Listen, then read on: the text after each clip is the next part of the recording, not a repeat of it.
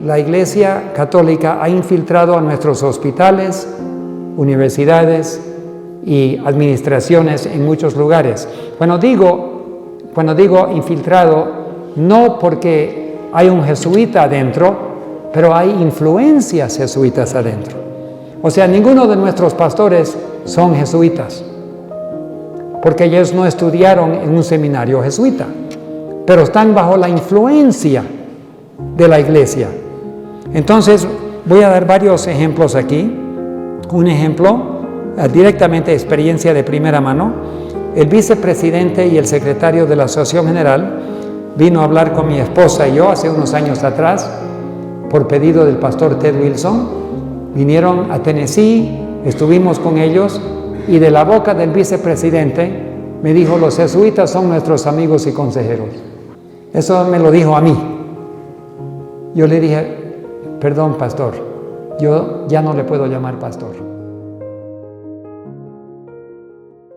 Feliz sábado, qué privilegio estar con ustedes hoy día. Es una pena que la vida no es tan larga como para tener tantas veces juntos, pero Dios permite este privilegio de vez en cuando. Estamos agradecidos por todas las visitas que vienen de lugares lejanos, desde México, Argentina, Perú, el país de Santa Cruz.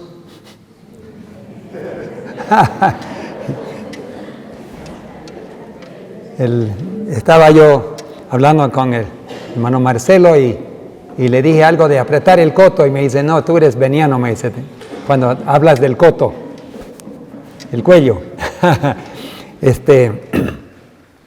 Estuve en Puerto Rico predicando hace unos años en la iglesia de la universidad allí, de la Universidad de las Antillas, y también había una señorita que estaba tocando el violín, muy hermoso como lo que gozamos hoy día, música celestial realmente. Agradecemos por esos talentos que Dios ha dado a nuestros jóvenes. Ella tocó varias veces, pero en la última vez se le quebró la cuerda. Pero ella continuó y terminó, pero con dificultad, ¿no? Y le dije: bueno, me hace recordar del famoso Paganini, el famoso violinista Paganini. Él hacía quebrar a propósito las cuerdas y continuaba con 3 y después con 2 y después hasta con 1, simplemente para demostrar su habilidad. Y le dije: quiero agradecer a la hermana Paganini por su música. Y cuando salimos de allí, un pastor ya jubilado, un pastor ya viejito, de mucho renombre y un hombre muy consagrado, me paró y me dijo: quiero decirte que yo estudié teología con tu papá y yo supe toda tu historia cuando tú naciste con problemas intestinales y en las primeras 2 semanas de tu vida te sacaron la mitad de tu estómago, la mitad de tus intestinos, hicieron todas las cirugías y nada funcionó. Y finalmente el médico dijo: preparen para el sepelio. Y yo estuve ahí orando con tus padres. Y después de haber un ungimiento, todo empezó a funcionar normalmente. Los médicos no te sanaron, Dios te sanó. Y te colocó nervios que tú no tenías cuando naciste. Así que estás predicando, trabajando por todo el mundo, porque Dios tenía un plan para tu vida. Y Dios tiene un plan para todas nuestras vidas. Cada uno de nosotros nace con un plan ya para nuestras vidas. Y si cumplimos ese plan, vamos a recibir el gozo mayor que podemos tener en la vida. Es saber que estamos cumpliendo el plan de Dios.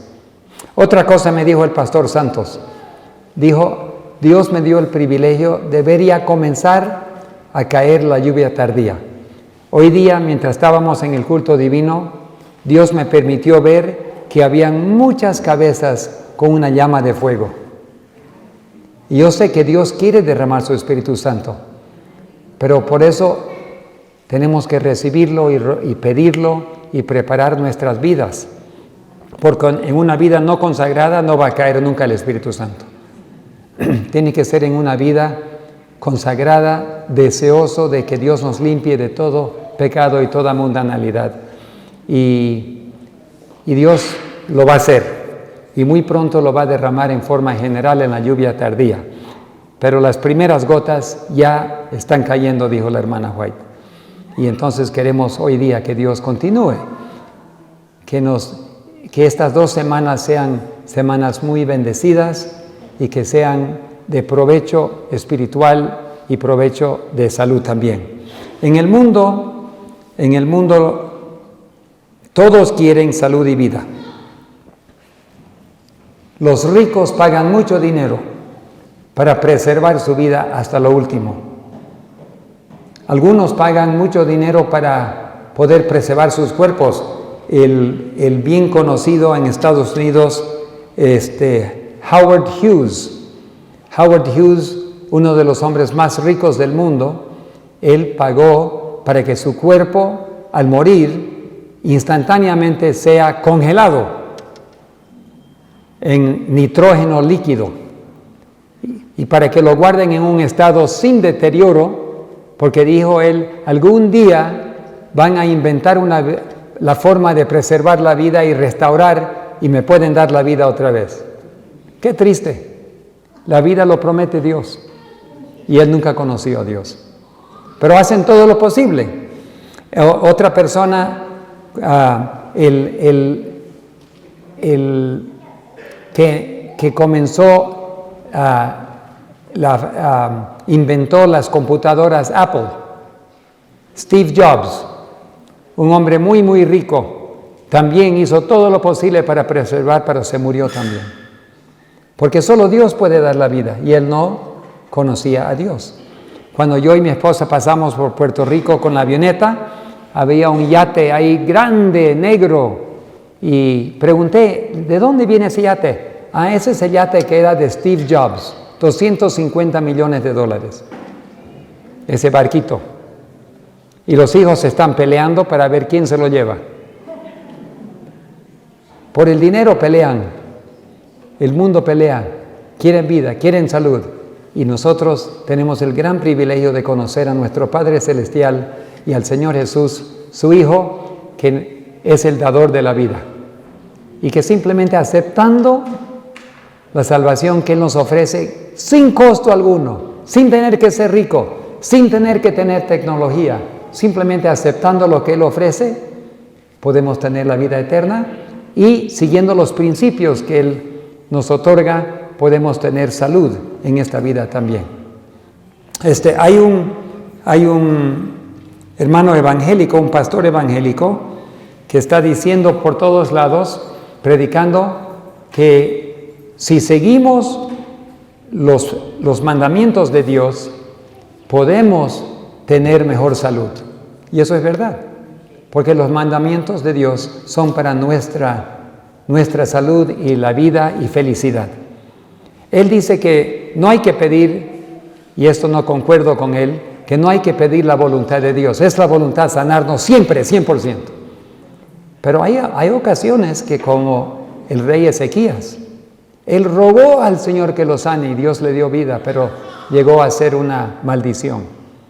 Si él hubiese aceptado y preparado su corazón, hubiese muerto en tranquilidad.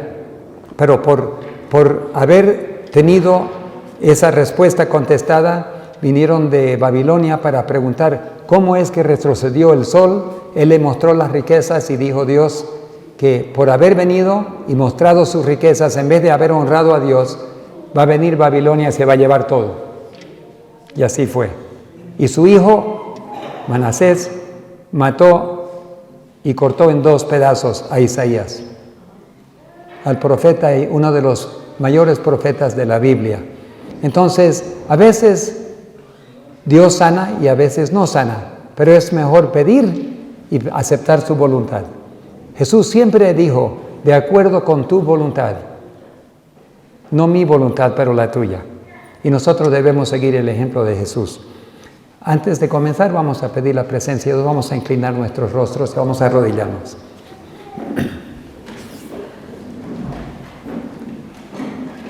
Padre nuestro que estás en los cielos, estamos aquí en tu casa. Estamos por entender, estudiar algunos principios de la palabra de Dios, tu palabra, y pedimos que derrames ese ungimiento del Espíritu Santo, esas llamas invisibles que lo hiciste visible para los discípulos en el Pentecostés. Y algún día lo vas a hacer visible otra vez cuando derrames en su plenitud el Espíritu Santo. Pero ahora, aunque sea invisible, derrama tu Espíritu Santo sobre nosotros, sobre este orador, sobre cada persona aquí que nos acompaña también por los medios de comunicación. Gracias por oír esta petición. Lo aceptamos sabiendo que sí es tu voluntad. Y por eso sabemos que tú lo vas a hacer. Y te agradecemos en el precioso nombre de Jesús. Amén.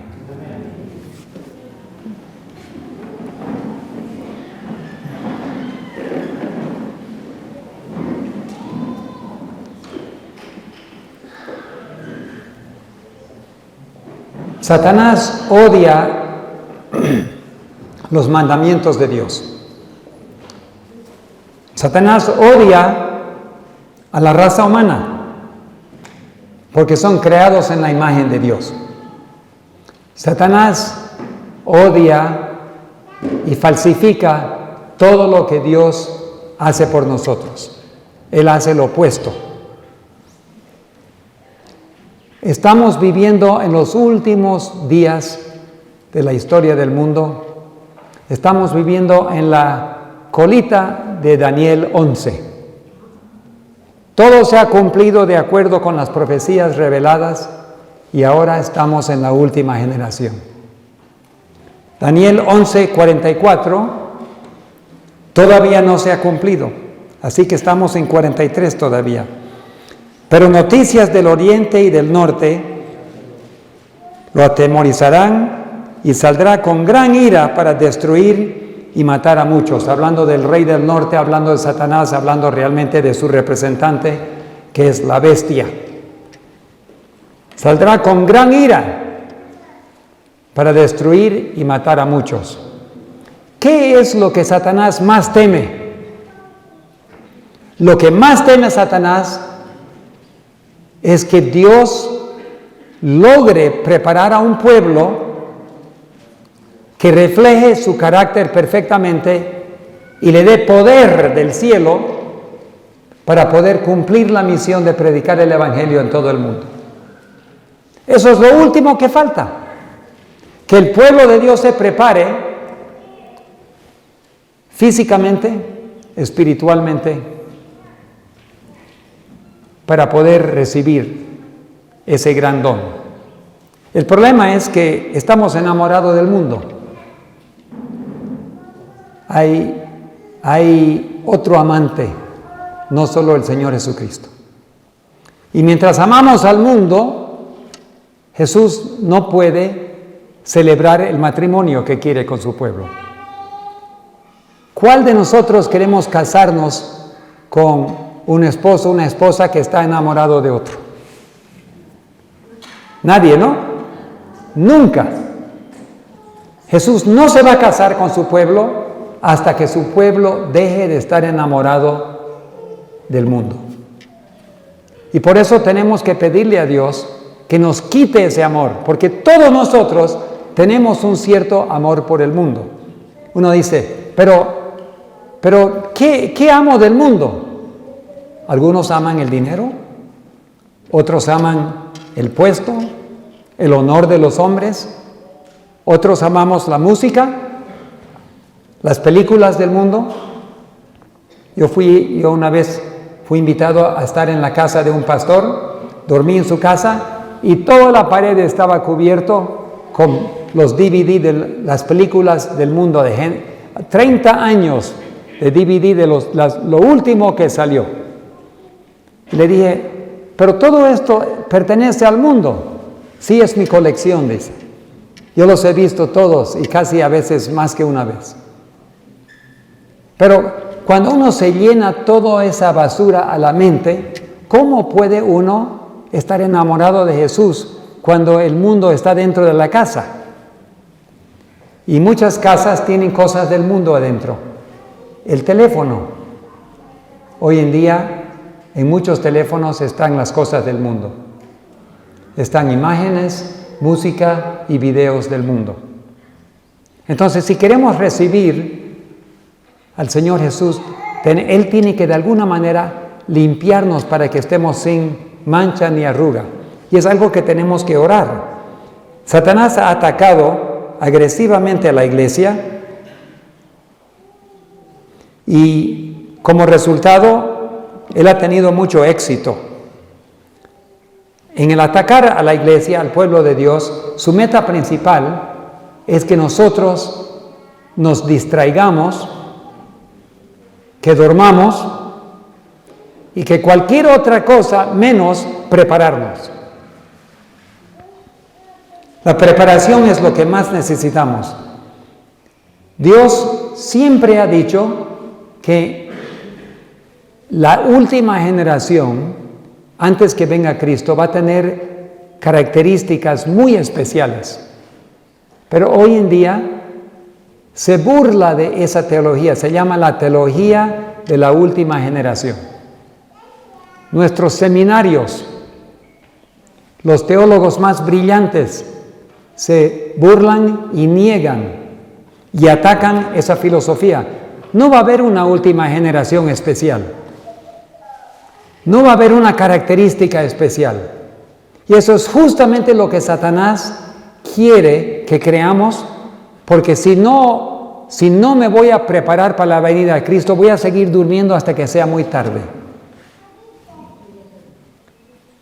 La teología de la última generación es bíblico, apoyado por el Espíritu de profecía, y es lo que más Dios quiere hacer. Tener un pueblo preparado. Y hay mucho más que solo preparar a un pueblo. Si Jesús no puede producir a un pueblo, si Jesús no puede producir la evidencia que necesita para comprobar que Satanás es un mentiroso, entonces Jesús no puede venir. Tú dices, ¿no puede venir? No. Porque Él vendría para recibir un pueblo no preparado. O significa, no habría un pueblo para llevar al cielo. Porque para ser trasladado al cielo, tienes que tener ciertas características como Enoc y como Elías. Moisés desobedeció a Dios y él tuvo que morir. Entonces, si Dios dice, no tengo un pueblo preparado, entonces todos van a tener que morir. Entonces Satanás dice, ¿por qué vas a venir si todo el mundo me sigue a mí? Todo tu pueblo está muerto. Entonces, para tener un pueblo preparado que lo va a recibir, este es mi Dios, lo hemos esperado y Él nos salvará, tiene que haber un pueblo vivo que obtiene la victoria sobre el pecado. Y hoy en día, mayormente en la iglesia, se burlan del hecho de que se puede vencer al pecado. La posición oficial de nuestra división aquí en Sudamérica es que no se puede vencer el pecado. Y de muchas divisiones. Y si no se puede vencer el pecado, vamos a seguir pecando hasta que venga Cristo. Significa que nadie va a poder ser trasladado cuando venga Cristo. No habrá nadie vivo que pueda ir al cielo cuando venga Cristo. Eso es lo que significa, vamos a pecar hasta que venga Cristo. Pero ¿qué va a pasar cuando el sumo sacerdote sale del lugar santísimo y se declara limpio al que es limpio y puro y se declara inmundo al que es sucio? Y si estamos pecando todavía, cometiendo adulterio, mintiendo, amando al mundo cuando ya Él salga al santuario, no podemos ninguno ir al cielo. Tiene que haber victoria sobre el pecado y una entrega total al Señor para que Él controle, porque en ese periodo sin intercesor, el pueblo de Dios tiene que vivir sin pecado bajo el control del Espíritu Santo. Entonces, es importantísimo que nosotros entendamos esta doctrina de de qué tiene que hacer la última generación, porque nosotros estamos viviendo en la última generación. Jesús dijo en Mateo 24, 32 y 33, cuando veáis todas estas cosas, podéis saber que está cerca, aún a la puerta. El cierre de tiempo de gracia para los adventistas está muy cerca. Y el cierre de esa puerta ocurre antes que el cierre general del tiempo de gracia. Los que conocen la verdad y no la viven, van a encontrarse afuera como sin aceite, como las vírgenes fatuas. Y ninguna virgen fatua logró entrar a la boda. Pero Señor, ¿acaso no te conocimos? ¿Acaso no hicimos milagros en tu nombre? Y la respuesta del Señor Jesús: apartaos de mí, hacedores de maldad, no los conozco.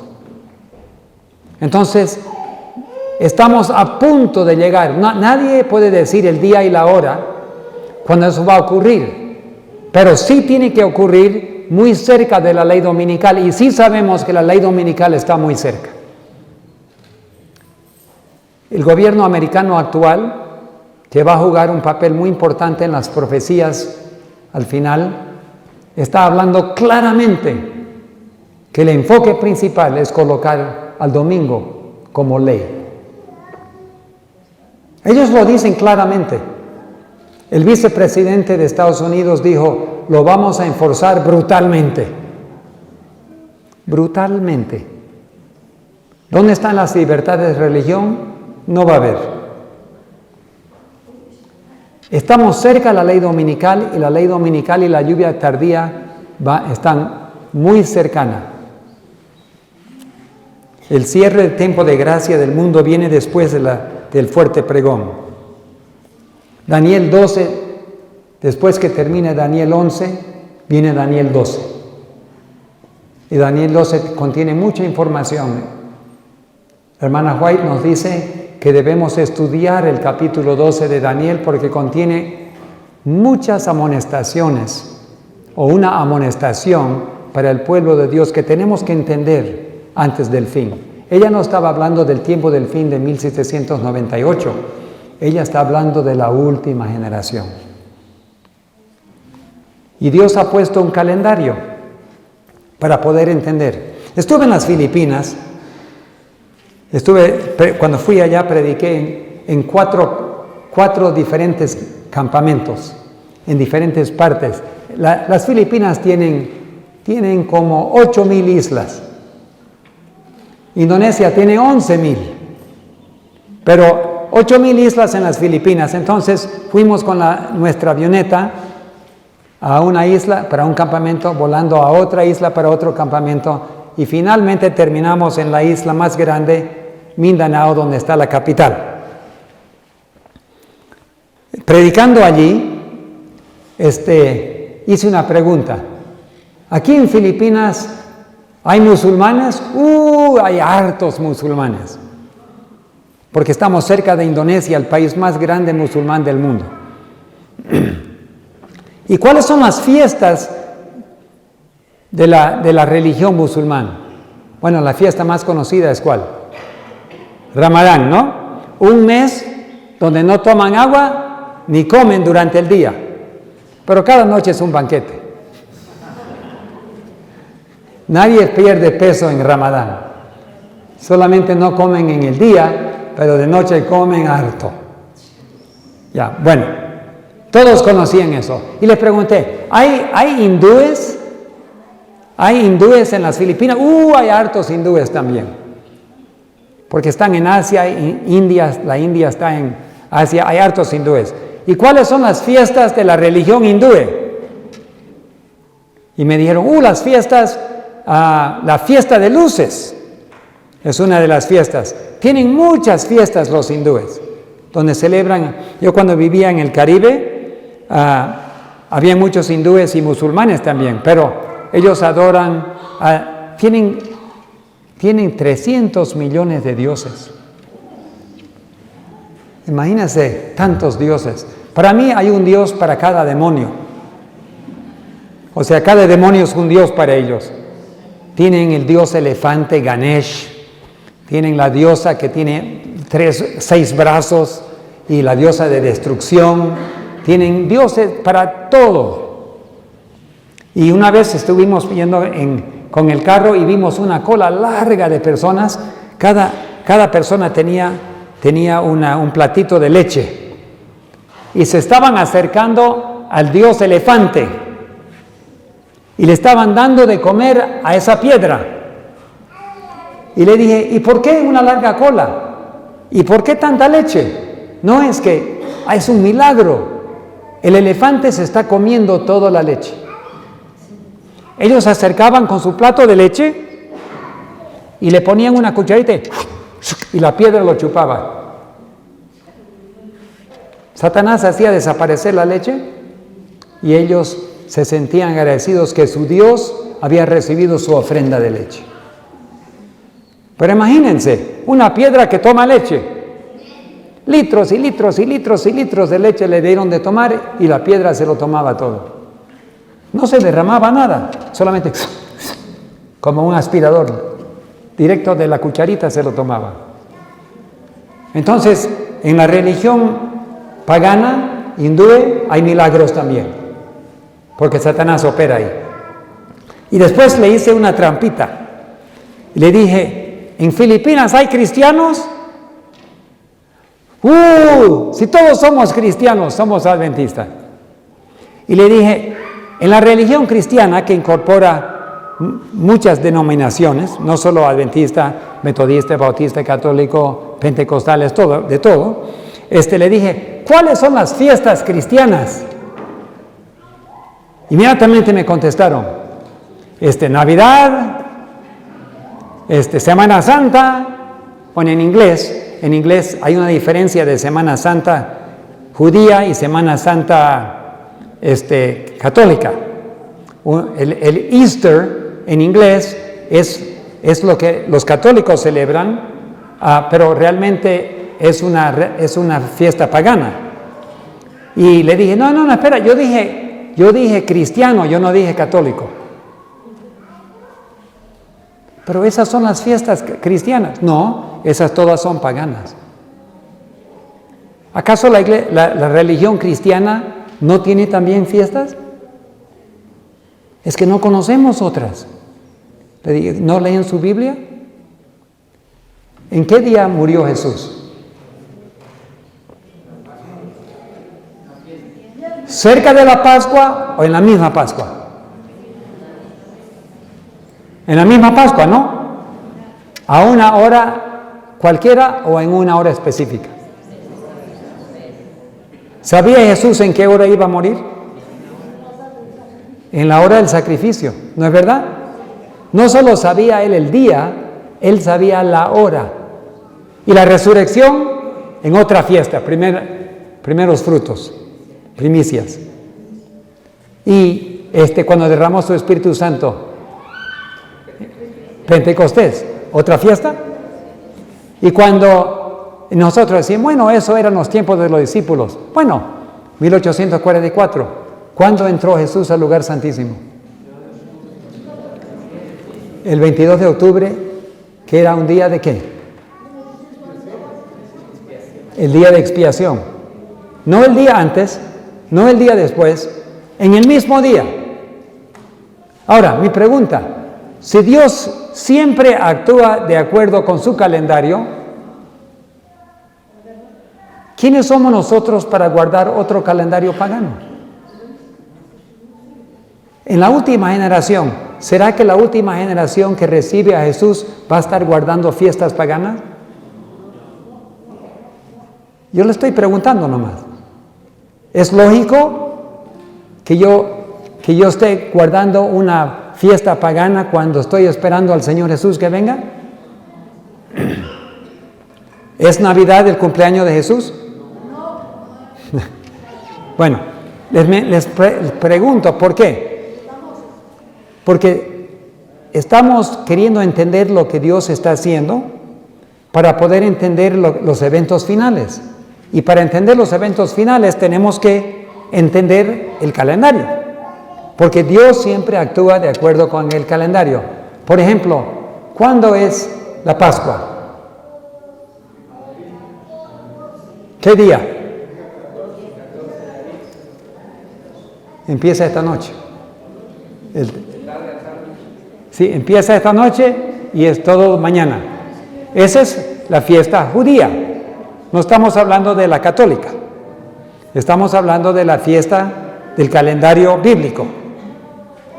¿Y qué representaba? ¿Qué se cumplió? ¿Qué se recordaba en cada Pascua?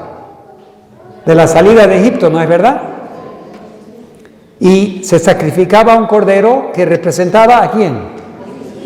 A Cristo, el Cordero de Dios. Muy bien. Y ahora pregunto, ¿estamos viviendo todavía en Egipto? ¿Hay esclavitud en esta tierra? ¿Hay pecado? ¿Estamos en la casa de servidumbre? ¿Será que algún día vamos a salir de esta casa de servidumbre? Entonces, en cierta forma, otra vez tenemos que salir de Egipto, ¿no es verdad? O sea, hay muchos símbolos que nos enseñan. Y cuando Jesús entró al lugar santísimo era el día de expiación. ¿Estamos viviendo ahora en el día antitípico de expiación? Estamos viviendo en el juicio ahorita. Muy importante que entendamos lo que Cristo está haciendo en el santuario. ¿Está Jesús realmente en el lugar santísimo o no está haciendo nada en el cielo? Está preparando un pueblo, ¿no es verdad? Purificando el santuario. Si tú niegas esa verdad, hermanos y hermanas, y no te preparas, no puedes ser salvo. Estamos hablando de vida o muerte. Es uno de los puntos donde Satanás ha atacado al pueblo de Dios. Convencer al pueblo de Dios que nada ocurrió en 1844. Jesús no está en el lugar santísimo. Jesús no está preparando su pueblo. Cuando murió en la cruz se cumplió todo. Él murió por nuestros pecados. No hay nada más que hacer. Entonces, ¿por qué estamos acá 2000 años todavía? Si no hay nada más que hacer, ¿por qué Dios permitió que vivamos 2000 años más de miseria en este mundo? Porque había una función que cumplir. Y el santuario nos describe todo lo que el plan de salvación. Entonces, Dios tiene que presentar a su novia sin mancha ni arruga. Hoy en día, otra trampa, no solo vamos a hablar de salud dentro de poco, pero una de las trampas es alianzas con el ecumenismo. En el canal Nuevo Tiempo, hace unos años, cuando el presidente anterior estuvo acá, ahora está en la Asociación General como secretario, pero cuando él estaba acá, el presidente organizó una reunión de todas las iglesias en la iglesia adventista. El pastor Ted Wilson, el presidente mundial, vino y él acompañó. Estaba transmitido por el canal de toda la división sudamericana. Allí estaba el presidente de la iglesia mormona, Asambleas de Dios, Testigos de Jehová, católicos, pentecostales, pero lo que me sorprendió más que nada, habían 3 iglesias espiritistas satánicas. ¿Qué tenemos que ver con iglesias satánicas? ¿Cómo vamos a invitar a una iglesia satánica que venga a las reuniones cristianas? Nada que ver. Y lo interesante fue que todos los representantes de todas las iglesias católicas, pentecostales, evangélicas, adventistas, todos eran varones. Y las dos iglesias espiritistas eran mujeres, como Isabel. Satanás siempre hace todo al revés. Cuando Dios ordena la forma de administrar su iglesia, Satanás hace el revés. El día de sábado, 7º día, no, va a ser domingo. Una cierta tribu va a oficiar en el santuario. ¿Cuál tribu? ¿Cuál? Los levitas, de Leví. Ellos van a oficiar. Pero si yo hubiese sido de la tribu de Rubén, yo podría haber dicho, no, pero yo también tengo derecho. No, Dios dijo que era Leví. Y era Leví. Entonces, hoy en día la forma de pensar es diferente. No, todos tenemos derecho. No es por derecho que se oficia en la casa de Dios. Se oficia porque así Dios lo ordenó. Entonces, Dios colocó a los varones para oficiar y ser sacerdote en su hogar. Ahora sabemos que cuando no hay esposo, la mamá tiene que ser todo. Sabemos eso, ¿no? La mamá tiene que ser sacerdote de su casa, también como madre, proveedora y todo, pero no es el plan de Dios que así sea. El hombre debe ser representante espiritual en su hogar, pero el diablo ha destruido tal forma que el hombre ya casi no cumple su función como Dios ha ordenado. Pero en la iglesia, Dios nunca cambió el plan. Él puso eso y nosotros decimos, no, pero tienen derecho. Primero, yo en 1980, la División Sudamericana me nombró como delegado al Congreso Mundial de la Unión Incaica. Yo fui como delegado y traductor. Yo estaba traduciendo para los que hablaban en español, yo traducía al inglés. Y también traducía por el micrófono para la gente que no entendían, se ponían audífonos y hablaban inglés del púlpito y yo traducía en vivo al español para que los delegados puedan entender lo que están diciendo. Bueno, por error, buscando el cuarto donde yo tenía que entrar, me metí a otro cuarto por error. Y estaba lleno de mujeres. Eran esposas de pastores. Y la dama, la hermana que estaba adelante, estaba diciendo, yo escuché y cerré la puerta rápido. Porque ella estaba diciendo, no vamos a permitir que los hombres administren. Nosotros, mujeres, vamos a mandar aquí. Esposas de pastores. Yo dije, me he metido en un cuarto de feminismo. Yo era el único hombre, yo cerré rápido y me salí. Pero era la primera vez que yo fui expuesto a la idea de que había rebelión en la iglesia.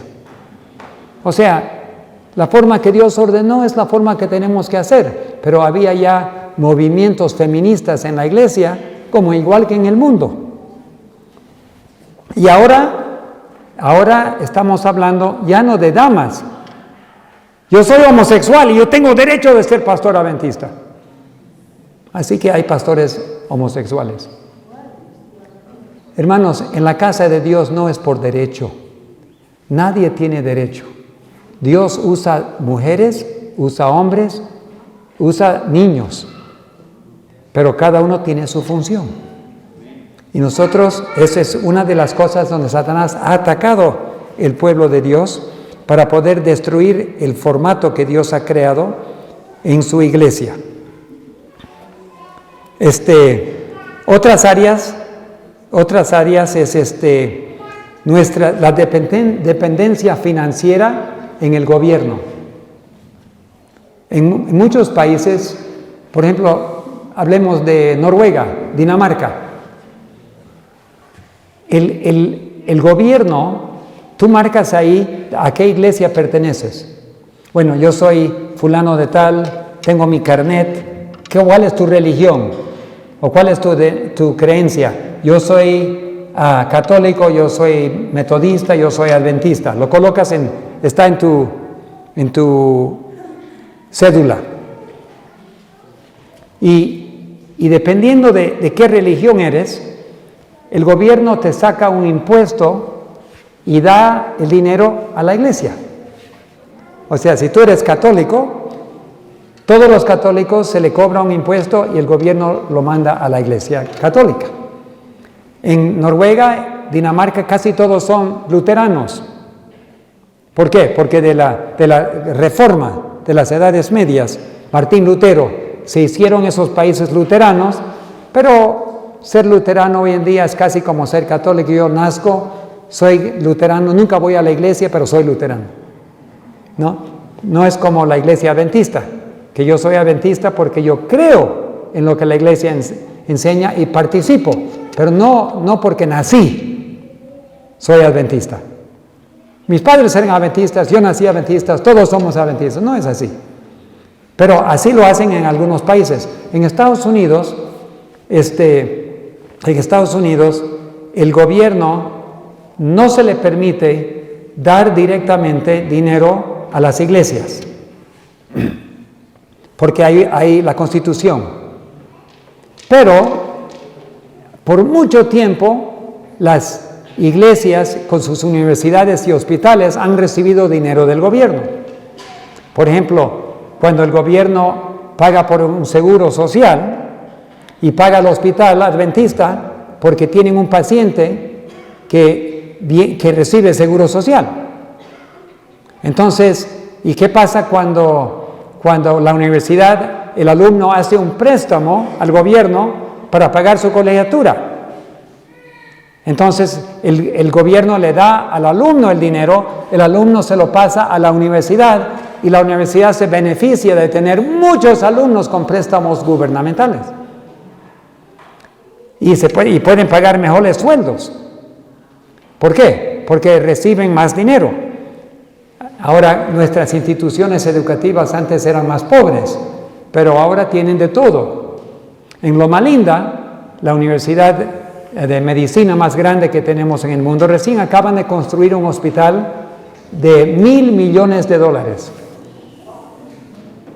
lo que llamamos un billón en inglés, y lo han hecho sobre un fundamento movible, y dicen, ningún terremoto va a tumbar este edificio. Me hace recordar del Titanic. Ni Dios puede hundir al Titanic. ¿Ustedes piensan que Dios no puede mandar un terremoto que puede derrumbar cualquier edificio? Es muy peligroso decir, nada puede destruir este edificio. En los tiempos de la hermana White, nuestra casa publicadora había comenzado a imprimir libros, novelas, para ganar más dinero. O sea, aquí tenemos la imprenta tan grande, era para imprimir Conflicto de los Siglos, Espíritu de Profecía, Estudios Bíblicos, Review and Herald, la revista adventista, todo lo que podían imprimir. Pero todavía estaban con tiempo libre y dijeron, ¿por qué no vendemos tiempo e imprimimos otras cosas? Podemos ganar más dinero. La hermana White le dijo, no lo hagan, no lo hagan.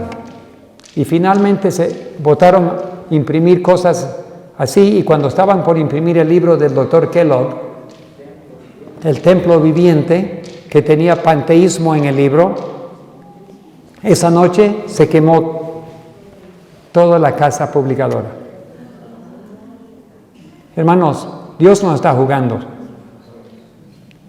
Él es muy celoso con su pueblo. No podemos jugar con el mundo. Y el mensaje de salud que tenemos es parte del plan de Dios para que su pueblo pueda enseñar y curar y ser una gran bendición al mundo. Hemos tenido cambios grandes en teología, hemos formado relaciones,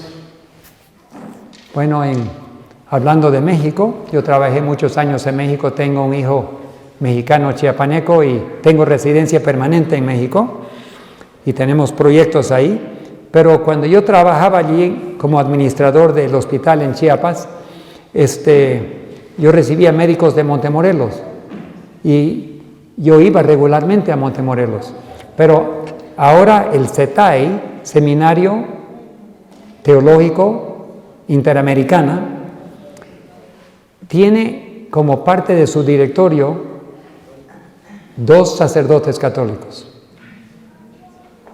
Entonces, cuando tú estudias en el seminario, tu currículum está definido parte por 2 curas católicos.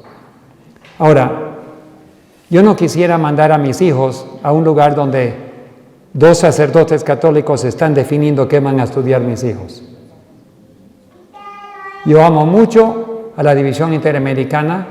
La administración siempre me ha tratado muy bien, con mucho amor y cariño. El presidente anterior fue como mi padre, ofició mi ordenación como pastor. El presidente actual ha sido muy amigo y nos ayudó a comenzar el canal francés en Martinica y Guadalupe que tenemos ahí. Él vino varias veces, he predicado con él, hemos tenido reuniones, pero a la misma vez hay que decir lo que hay que decir. La Iglesia Católica ha infiltrado a nuestros hospitales, universidades y administraciones en muchos lugares. Cuando digo infiltrado, no porque hay un jesuita adentro, pero hay influencias jesuitas adentro. O sea, ninguno de nuestros pastores son jesuitas, porque ellos no estudiaron en un seminario jesuita, pero están bajo la influencia de la iglesia. Entonces, voy a dar varios ejemplos aquí. Un ejemplo, directamente experiencia de primera mano. El vicepresidente y el secretario de la Asociación General vino a hablar con mi esposa y yo hace unos años atrás, por pedido del pastor Ted Wilson. Vinieron a Tennessee, estuvimos con ellos y de la boca del vicepresidente me dijo: los jesuitas son nuestros amigos y consejeros. Eso me lo dijo a mí. Yo le dije: perdón, pastor, yo ya no le puedo llamar pastor. Usted nos ha traicionado. Nosotros pensábamos que en la Asociación General nos estaban protegiendo, pero nos han traicionado a Roma. Si los jesuitas son sus amigos y consejeros allá en la Asociación General, disculpe, usted ya no le puedo llamar nunca pastor otra vez. Usted es traidor. Disculpe, pero esa es la verdad. En otra situación, tengo un amigo de Guyana, un profesor de teología, muchos años, y él tiene doctorado en teología y era profesor de teología en la Universidad de Andrews. Y amigo mío, y un día me escribió y me enteré que se iba a salir de Andrews y se iba a mudar a la Asociación General. Yo fui preguntando y lo que pasó es que su esposa terminó su doctorado y la Universidad Católica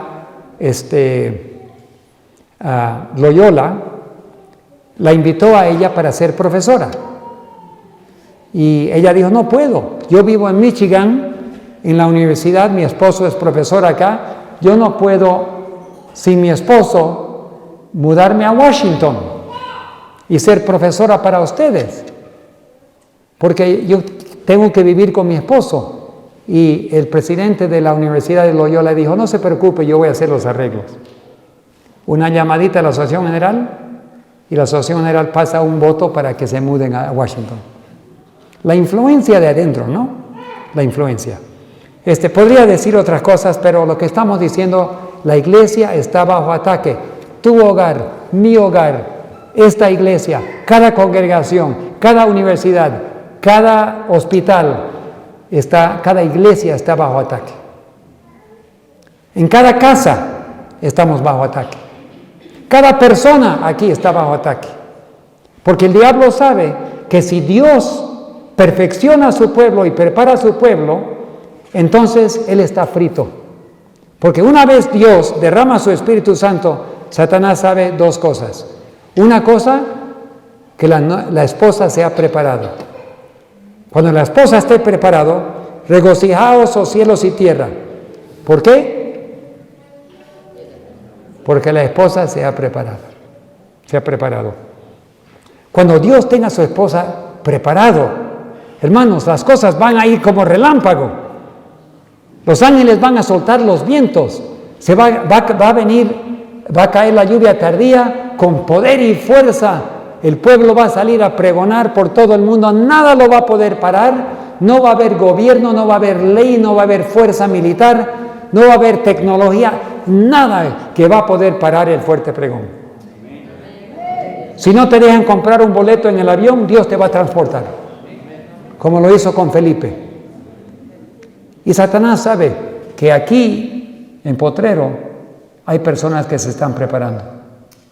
Él sabe que en África hay personas que se están preparando. Él puede ver que en Filipinas hay personas que se están preparando. Él sabe que en México, en el Perú, en todo país del mundo hay personas consagradas. Ustedes están aquí hoy día porque quieren prepararse. ¿No es verdad? Estamos aquí para eso. Y el diablo está mirando y cada uno de ustedes los tiene apuntado y está diciendo que no se prepare esa persona. Porque si esa persona se prepara, uno aquí, otro allá, en todo el mundo, Dios pronto va a tener sus 144,000. Pues, probablemente ese número es literal, yo creo que sí, pero no es el punto importante si es literal o simbólico. Pero 144,000 es solo menos de 1% de toda la iglesia adventista en el mundo. Si 1 en 100 se prepara, Dios va a terminar la obra. Si 99 adventistas se pierden, pero solamente 1 en 100 se prepara, vamos a ir al cielo muy pronto. Pero aquí tenemos muchos. Y si cada uno de nosotros nos dedicamos a prepararnos, aprendemos a vivir como Dios quiere que vivamos, alimentar la mente con música, con material espiritual, leer la palabra de Dios, leer el Espíritu de profecía, seguirlo, rogar. Yo también me estoy predicando a mí mismo. Yo no soy perfecto. Yo también tengo defectos. Pregúntale a mi esposa. Todos tenemos defectos, pero Dios quiere perfeccionarnos. Entonces, ¿cuál es mi trabajo? Confesar. Señor, tengo muchos defectos. Por favor, límpiame, purifícame, hazme como tú, Señor. Mi trabajo es alimentarme con tu palabra. Mi trabajo es leer el Espíritu de profecía. Mi trabajo es orar. Mi trabajo es rogar y agonizar ante Dios para que Él me haga el trabajo en mí, lo que yo necesito. Ese es mi trabajo, pero sin mi cooperación, Dios no lo puede hacer. ¿Cuántos de ustedes alguna vez han sido militares? Perdón, no vi. Levanten la mano si han sido militares. 1, 2, 3, 4, 5. Ya, 6 personas.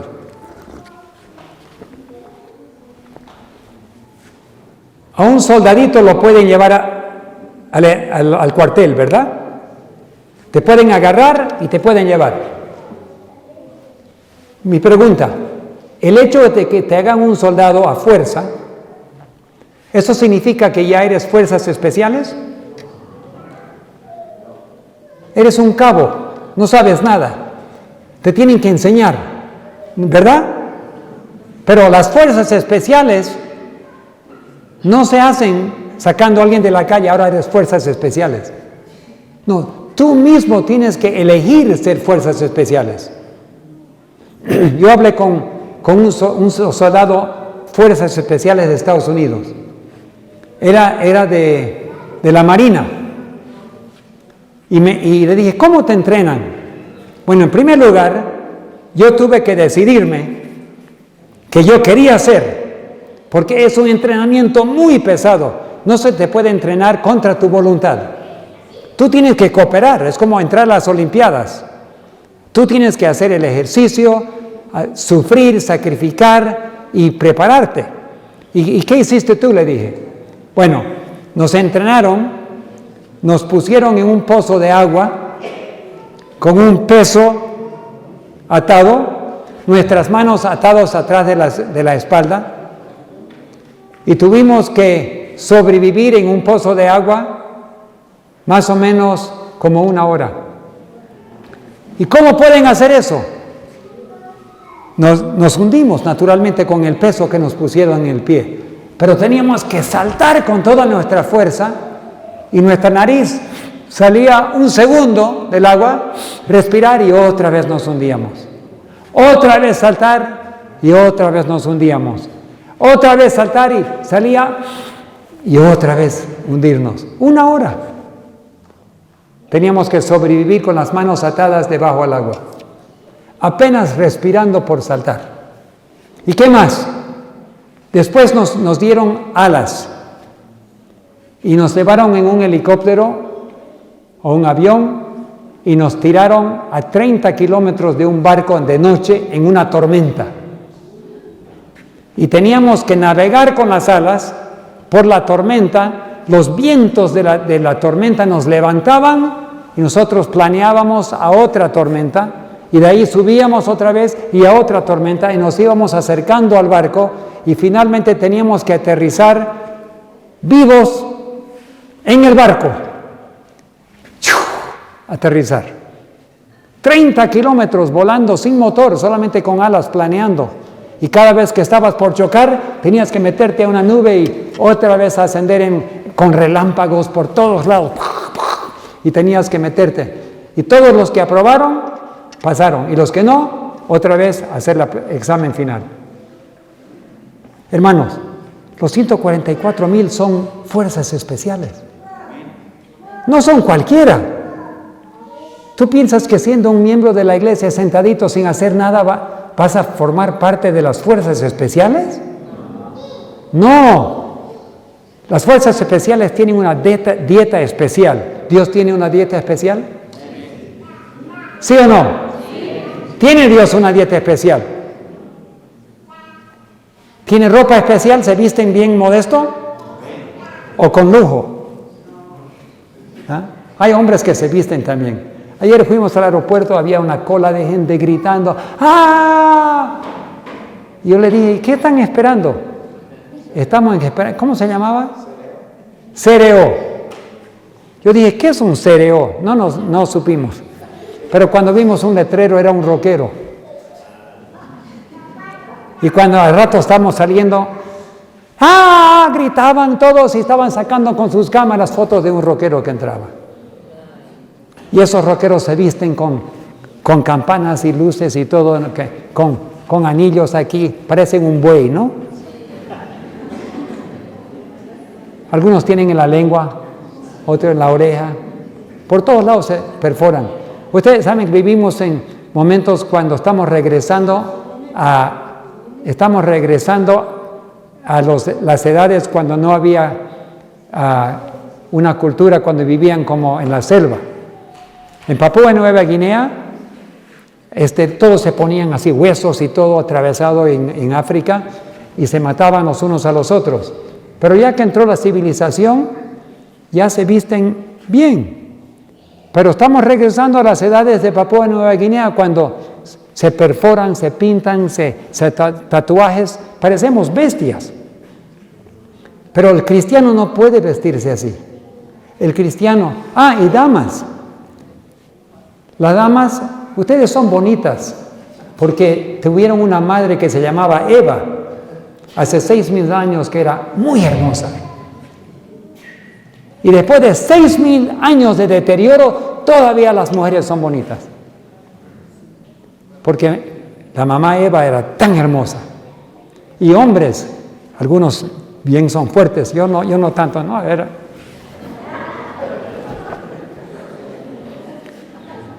me llamaron el químico porque me dijeron que no tengo nada de físico.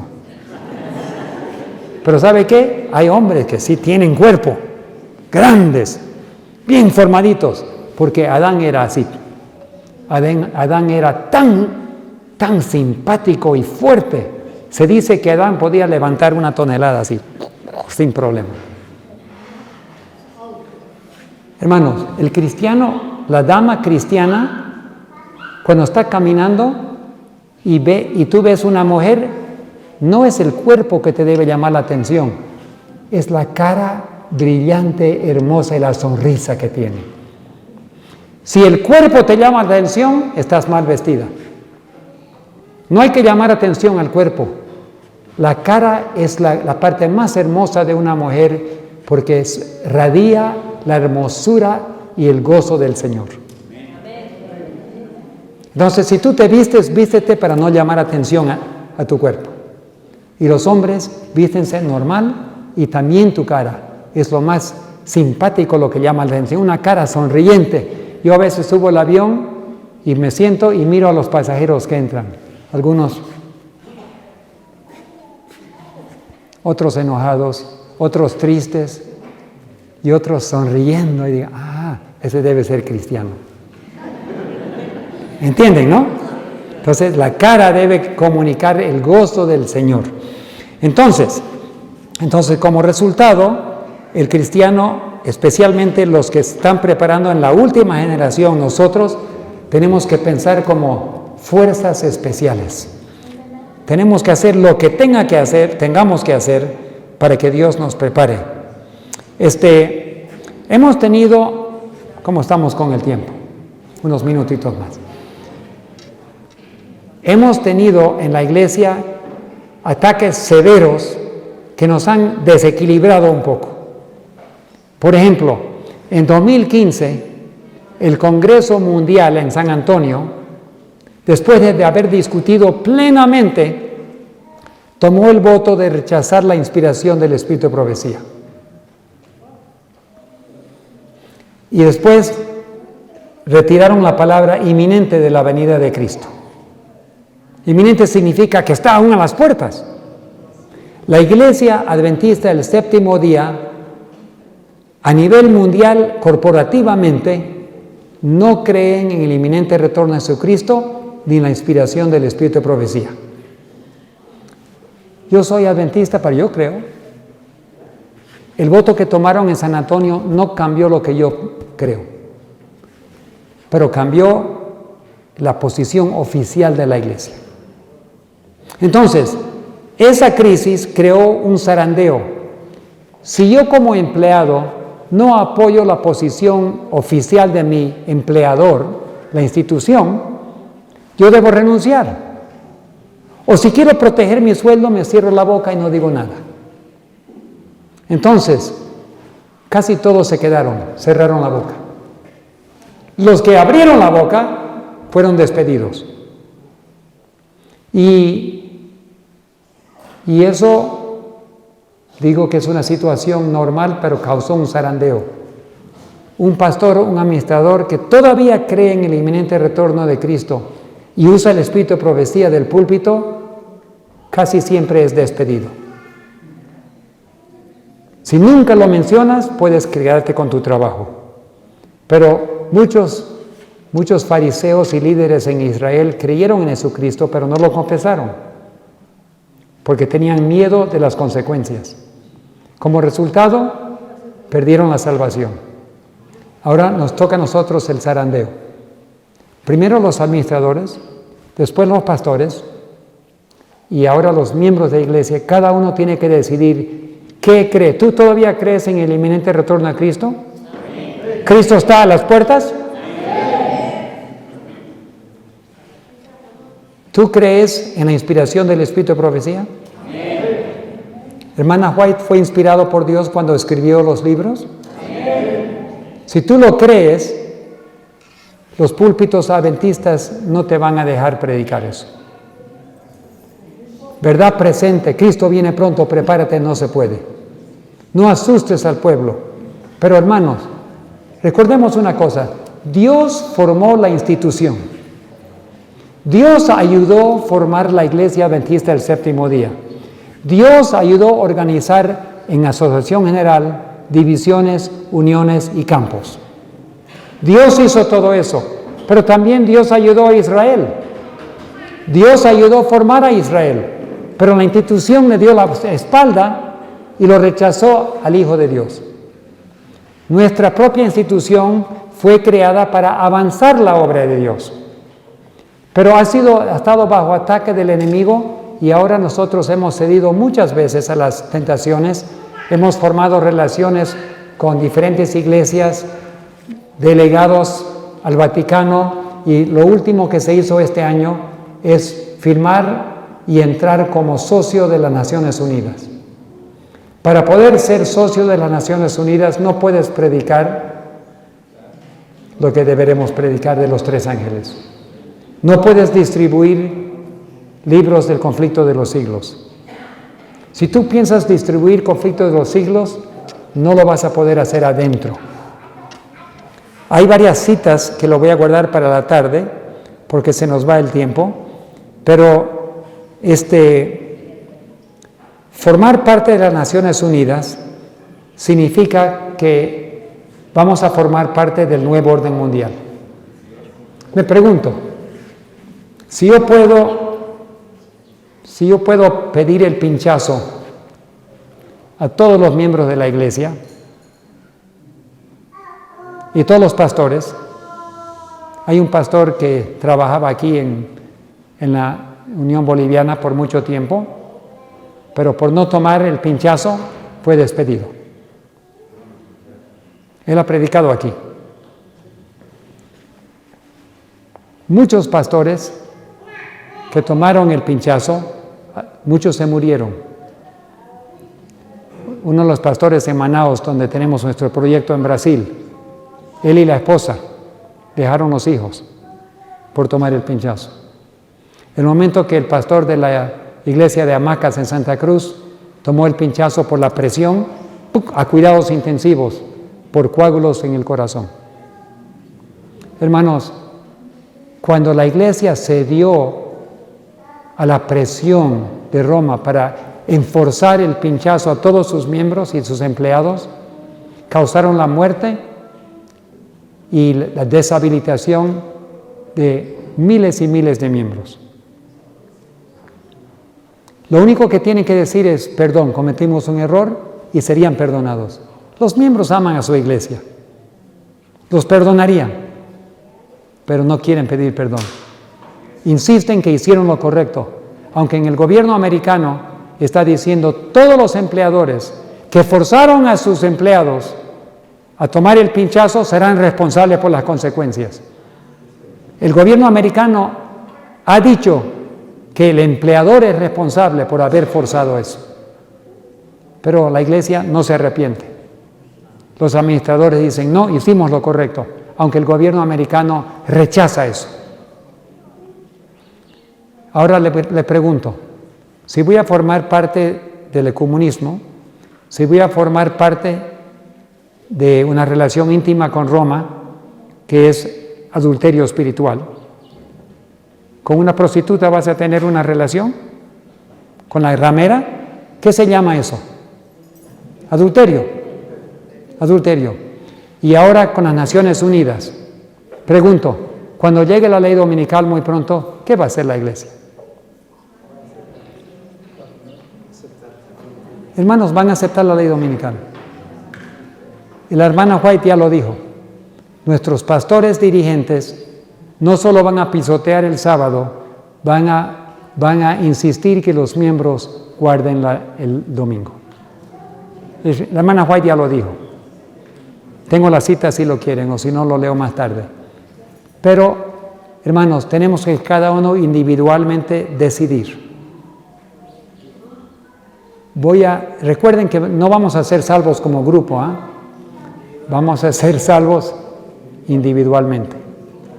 Tú solita, tú solito vas a estar tomando tu decisión.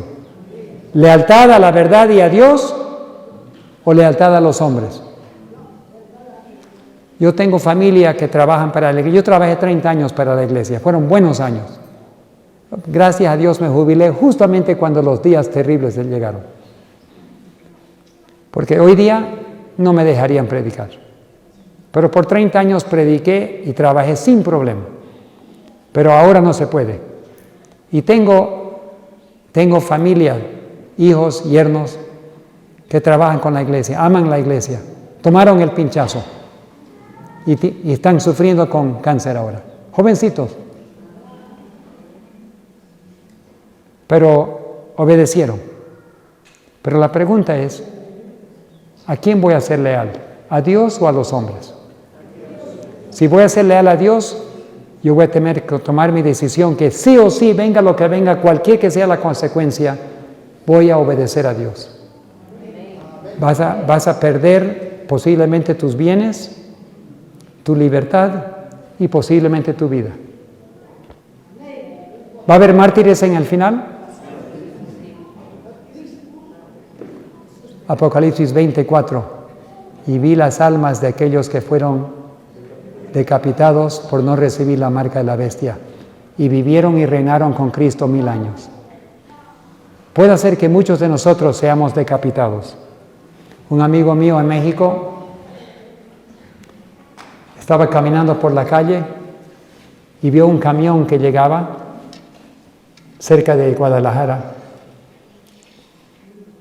Y repentinamente se salió la capa encima del camión y estaba lleno de guillotinas. Pregunto, ¿por qué un país está importando guillotinas? ¿Acaso estamos viviendo en Francia, en la Revolución Francesa? Pero dice la Biblia, vi las almas de aquellos que fueron decapitados por no recibir la marca de la bestia. Otro pastor con quien yo prediqué varias veces era capellán militar y han metido guillotinas en algunos cuarteles. Y a los terroristas, a los que capturaron de la Irak, en la guerra de la Irak, han ejecutado decapitándolos adentro del cuartel. Y él le preguntó a un soldado, guardia, ¿por qué están decapitando a los presos adentro ahí? Es que son terroristas. ¿Tú sabes que algún día van a decapitar cristianos? Y el soldado dijo, yo no sabía eso. Cuando empezó a indagar, al soldado lo despidieron inmediatamente del ejército por preguntar. Hermanos, va a haber muchos miles y miles de decapitados. Tenemos que estar dispuestos a perder todo por Cristo. Hoy en día hay países como Irak que están matando a los cristianos, como India.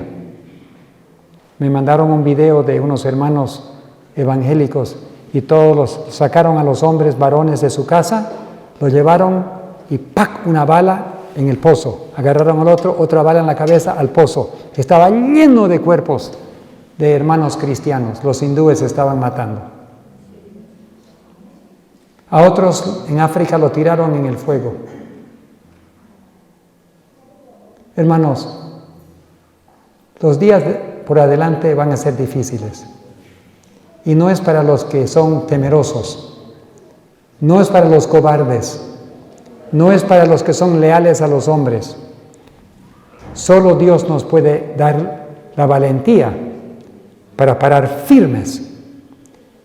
Entre 30 y 50 millones de personas dieron su vida en las edades medias como mártires. Y si una dama, un anciano puede morir por su fe, nosotros también podemos. Pero algo más quiere Dios, más que un mártir. ¿Sabe qué es? Quiere un vencedor del pecado. Porque Dios puede tener mártires, pero Él necesita un pueblo vivo.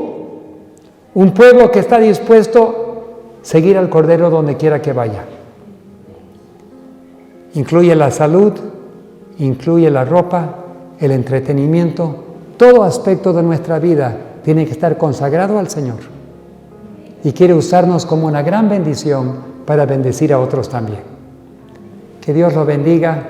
En la tarde continuaremos con el tema.